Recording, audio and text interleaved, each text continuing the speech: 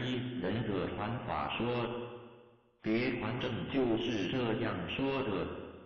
不识字会能不会写字，不会读经，是含经与别传所共传的古说。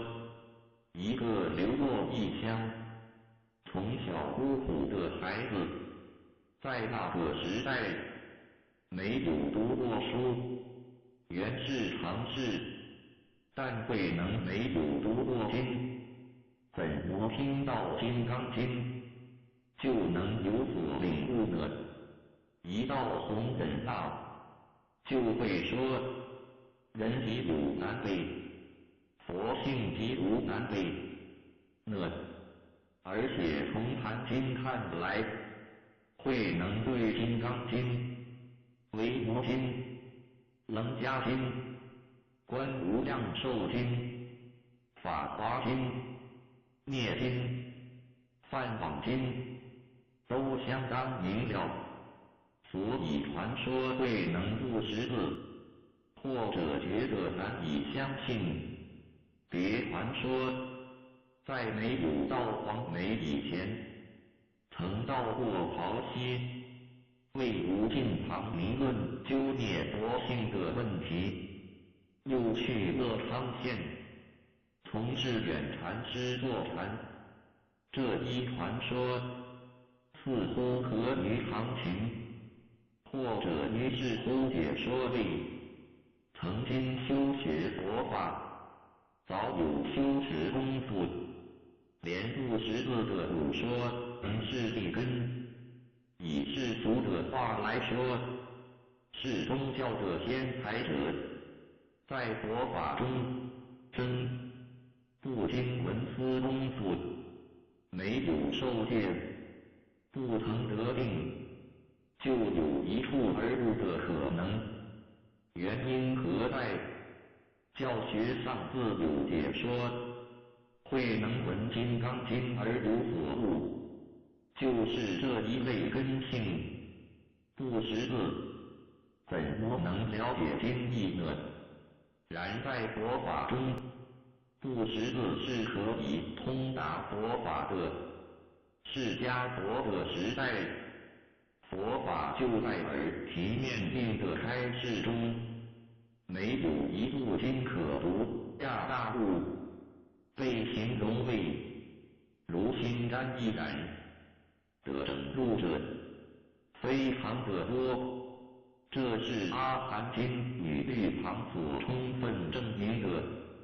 以中国佛教的实力来说，不识字而住过几年丛林禅堂的，有的也会熟悉公案，了解金刚法华等要义。不识字，或识不多，而通佛法大义，并不是不可能的。现在知识发达，与大众环境距离远了点，大家终日在文字资料摸索，以为佛法在此，这就难怪要感到稀奇了。慧能那个时代，一切众生有佛性，人人可以成佛，早已家喻户晓。正如放下屠刀，立地成佛，现在不学佛法的人，也会挂在口头上一样。回答弘忍的话，只是常谈，有何稀奇？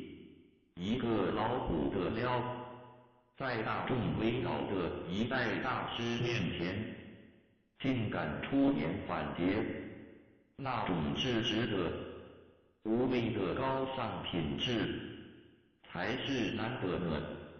慧能在黄梅，并不只是他对，也还三律法习，如王为六祖能禅师威名。全行文卷327说，美忍大师登座，学众离平，中有3成之根，共听一音之法，慧能禅师默然受教，曾不其语，退省其思，家相，超无我。慧能在黄梅听弘忍的说法，在广州听印宗讲灭经，这都是有文可证的。后来在曹溪行化，凭自身的体验来解说诸经的大义，正是禅者本色。复法在佛法中，复法有古老而深远的意义。佛法的三藏，尤其是定慧修持，都是重传承的，在师资授受的传承中发展为复法说，如南方、西南佛教所传的五师相承说，北方宾佛教所传的五师相承说，在阿育王时代，南北都有五师相承的传说，可窥见当时是有事实根据的。复法唐因缘传，此下简称复法唐传的尔13或4，是说，是阿育王传五师相承说的延续。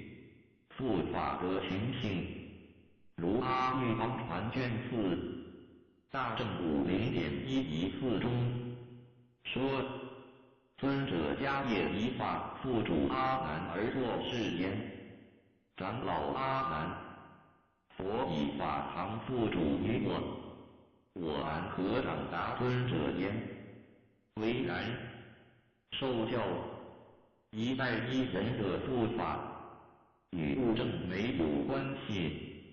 在复法堂传中，是将不灭而不与后人的，这就是临终必受说的来源。所复主的是正法、法堂、圣言、法眼。禅者中何谓正法眼藏？依此复主的主要意义是守护、护持。古代的复主正法是赋予一项神圣的义务，概括佛法的一切三藏圣典的护持，僧伽律制的护持，定慧修正的护持，守护或护持，都有维护佛法的纯正性，使佛法久住，而不是变质衰落的意义。这是在佛教的发展中，形成佛法的领导中心。一代大师负起佛教的摄导与护持的责任，为佛法的表率与准绳。佛法没有基督教那样产生富有权力的教宗制，却有僧众尊养。一代大师的复法是五师相承的复主，原是表指佛法的统一，佛法的纯正。五师以后，印度佛教进入了部派分化阶段，然每一部派都以佛法的真义自居，都自觉为佛法的根本正统，所以代表全佛教统一性的复法虽不再存在，而一部一派间各有自度的复主相承。复法唐传是北方佛教说一切有部譬喻之，与盛行北方的大乘者的综合说。复法唐传的复法，一代一人的复主，有否100%的真实性，那是另一问题。而这样的护法是深深地影响中国佛教，是不容怀疑的事实。天台学者早已以护法唐传，说明自宗的法门渊源了。护法唐传的护法，表示为师长与弟子的关系，一二例外，与师资相承的关系相统一。护法本是通于一切佛法的，当然禅也不能例外。东晋佛陀把佛罗来传禅，也就传入了禅法的师资相承。如达摩波罗禅经卷上大正15.30一下说，佛灭度后，尊者大迦叶，尊者阿难，尊者莫贤弟，尊者舍那佛斯，尊者优波觉，尊者罗须尼，尊者僧伽罗叉，尊者达摩波罗，乃至尊者如若密波罗，诸持法者，以此会灯，次第传授。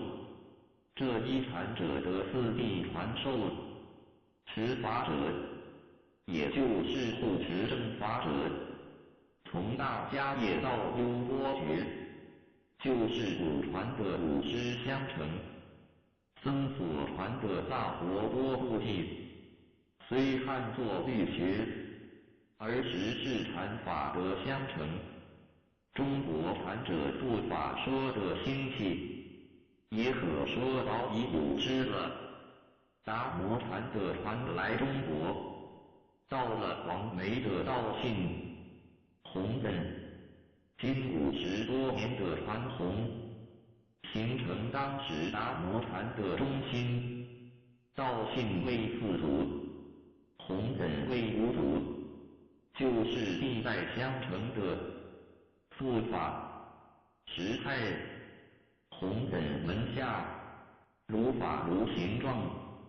金石续编卷6说，菩提达摩汉传信，信传忍，忍传儒。